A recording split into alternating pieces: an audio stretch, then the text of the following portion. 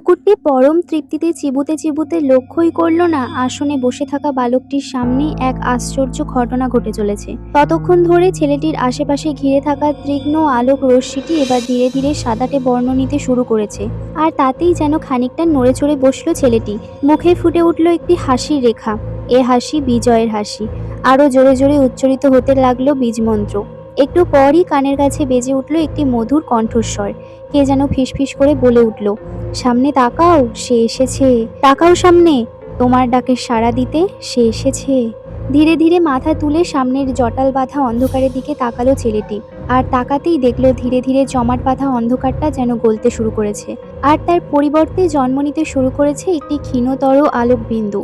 আলোকবিন্দুটি ধীরে ধীরে বড় হতে হতে চারিদিকটা যেন উজ্জ্বল হয়ে উঠল।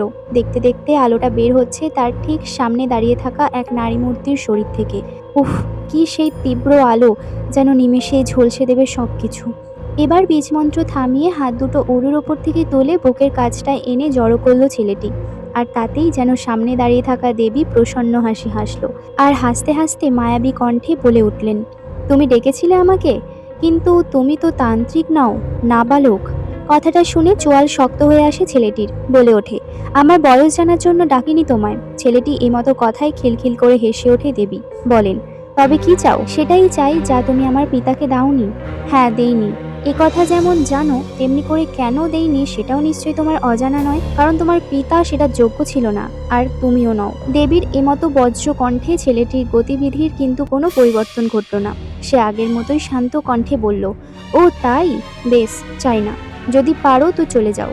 কথাটা বলেই হাতটি মুষ্টিবদ্ধ করলো ছেলেটি। দেবী কিন্তু গেলেন না, তাকিয়ে থাকলেন মুষ্টিবদ্ধ হাতের দিকে। আর তাতেই চোখ দুটো দপদপ করে জ্বলতে শুরু করলো। এতক্ষণ শান্ত মায়াবী কণ্ঠে কথা বললেও এবার কণ্ঠে নেমে এলো হিংস্রতা। জেদ করো না, গিট ছেড়ে দাও। তুমি নিশ্চয়ই ভুলে যাওনি তোমার পিতার শেষ পরিণতির কথা। আর তোমার পিতা নিশ্চয়ই এটা বলে গিয়েছেন যে জেদ কতটা বিপদ ডেকে আনতে পারে। আর সে বিপদ কি সেটা নিশ্চয়ই তোমাকে বলে দিতে হবে না। মৃত্যু। মৃত্যুই তোমার একমাত্র শাস্তি। না, একদমই ভুলে যাইনি আমি। আর এটাও ভুলে যায়নি পিতা তোমাকে বিশ্বাস করেছিলেন বলেই তার পরিণতি এমন হয়েছে। কিন্তু আমি তোমাকে বিশ্বাস করি না। পিতার আরেকটি ভুল ছিল, সেটি হলো সংসারের মায়ায় থেকে এসব সাধনা হয় না, ফলাফল মৃত্যু। তিনি ওনার প্রাপ্তিটা বুঝতে পেরেছেন। তাহলে গিট ছাড়বে না তুমি? না, কোনোভাবেই নয়। বেশ, তবে এই নাও।